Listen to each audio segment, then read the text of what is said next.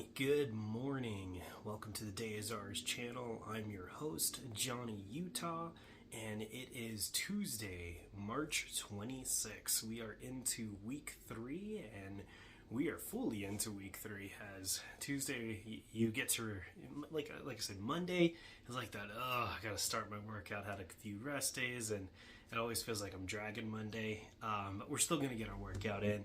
Tuesday is like the first real day that you feel recovered and really ready to put in the hard work there. So I definitely put in some good work this morning. Let's go ahead and just jump right into the numbers here.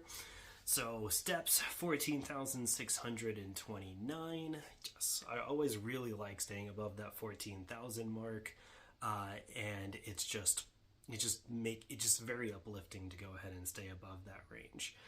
And it didn't take me too much past 9 o'clock to really get to that number. So I feel really pumped. Calorie intake actually is only 395, which is a little bit lower than normal.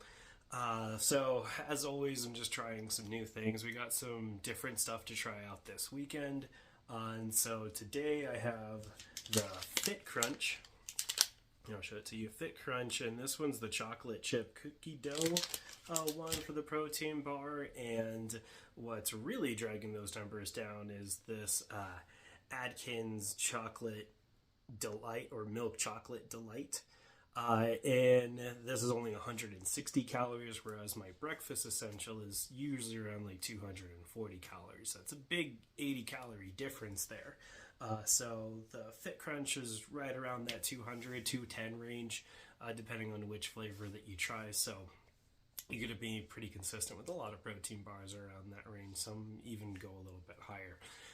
But that Atkins is going to be the one where it just really you get all the stuff that you normally get in your breakfast essentials. You get a lot less sugar and a lot less calories, so that's pretty good. Now I will say this, I have tried the Atkins milk chocolate delight before. It's not really that tasty in my opinion. So while it is healthier for you, it's less on sugars, less on calories, you are definitely taking a step back on the flavor side of it compared to like a breakfast essential, whether it's the chocolate, strawberry, or vanilla. I think those are just far more tastier.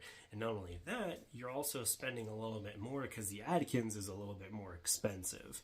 I think you get like 24 breakfast essentials for like $21 at Sam's or Costco.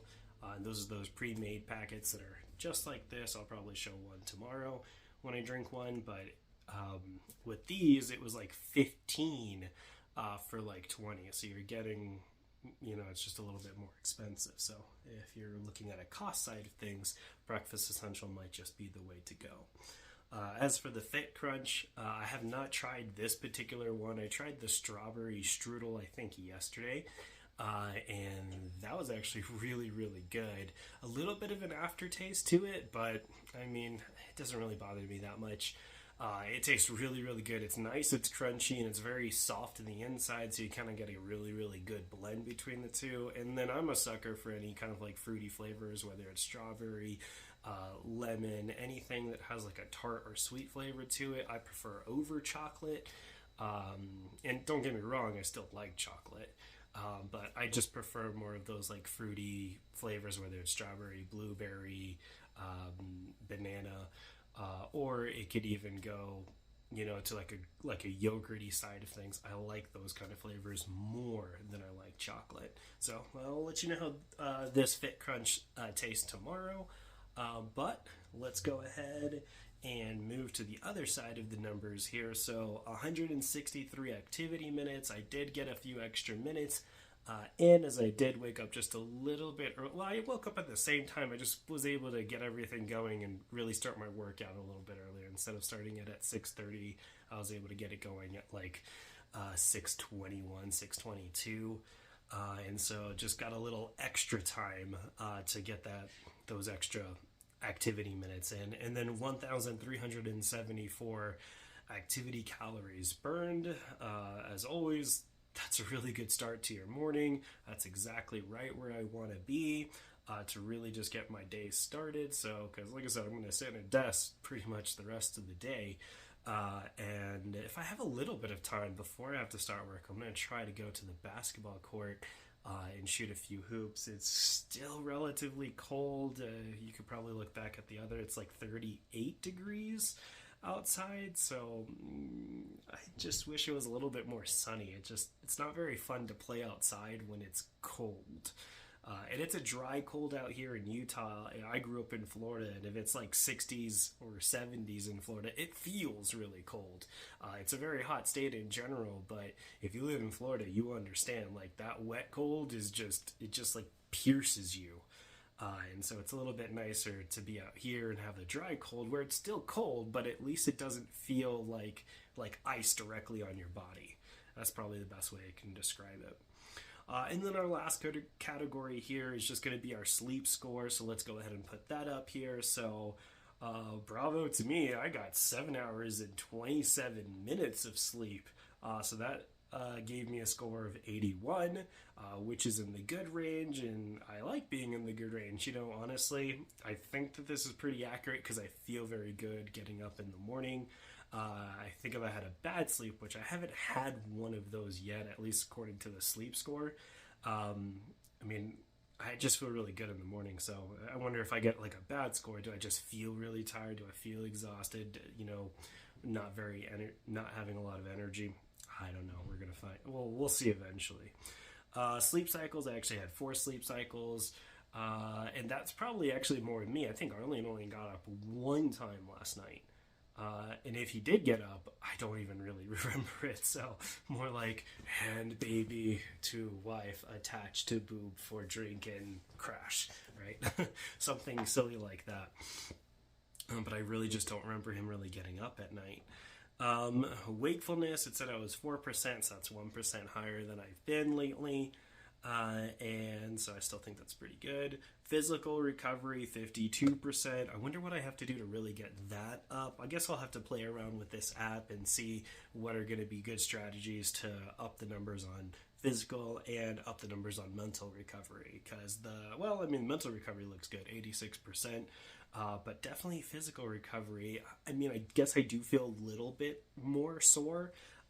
Definitely during my workout, I definitely felt it on my arms. My arms they feel a little bit draggy. I was doing the arm curls, like different kind of like arm curl exercise, and I don't feel like I really pushed as hard as I normally would push, and I probably did feel a little bit fatigued from it. So maybe I do have to find a way to pump up that physical recovery to be more pumped. I am doing the 25s, and usually the very first week that I switch to a new weight is the hardest week, because my body is just adjusting, right? If I was at 20s for the previous month, and when you're adding 25s, you're adding not just 5 more pounds, but you're adding 10 pounds overall, right? 5 pounds on each arm, so it just makes it a lot more strenuous on yourself. So it's just, I guess, really adapting. So, but still, I'd be interested to see if I can increase this physical recovery overnight, and see if that really helps out with my morning workouts. As always, guys, we want to hear how you guys did. Let us know how your morning went, how your exercise numbers were. Like I said, whether you're working out, 2 hours, 2.5 hours like me, or if you're doing like a quick, 10, 15 minute workout, or if you're somewhere in between, we want to hear your guys' experience and your guys' successes. Sometimes you're able to do a lot more of a workout in a short amount of time, and so you're really raising your heart rate up. You're really putting yourself through a strenuous exercise, and you're only taking 15, 20 minutes to do so because that's all the time that you have. Or you're like me and you're trying to do like a full body workout, but pace yourself so you can actually complete it over that time of 2.5 hours. So we want to hear all your experiences. I'd love to take notes on what you guys have to offer. Anything that you guys, I'm open ears. Obviously I'm on this journey to become healthier. And like I said, I'm open ears. I want to hear what you guys do, because I could take little tidbits here and there, maybe different kind of workouts that I could incorporate to my own workout. So, like I said, I just want to hear what your guys' experiences are. And same thing for Nighthawks. If you work out late in the day, obviously the other side aspect to it is that you've probably worked all day. So whether it's a manual labor job or maybe at home at your desk job, if you're working out at night, how well do you feel? How did your experience go? Like, what are the challenges that you guys have to face? So, like I said, I'm open ears. I want to hear it all, see how you guys do, because that's going to help better myself and better my own workouts personally. Well, it is Tuesday. I do not have any plasma donations this week. This is kind of like a weird week just because I'm trying to get the plasma donations to be done on Saturday instead of Sunday, but you can't do 2 donations in a 7-day period. So that means my very first donation started on a Sunday. It'll always rotate to Sunday for that 7-day stretch. So this week, my midweek appointment is actually going to be on a Saturday. So it's only really going to be 1 appointment this week, and then I'll have 2 next week. And so, that's just to keep myself in the right rotation. We try to do this all together so we can carpool together and save on gas. It's only like 10 or 15 minutes away, but still, we want to be efficient with what we do.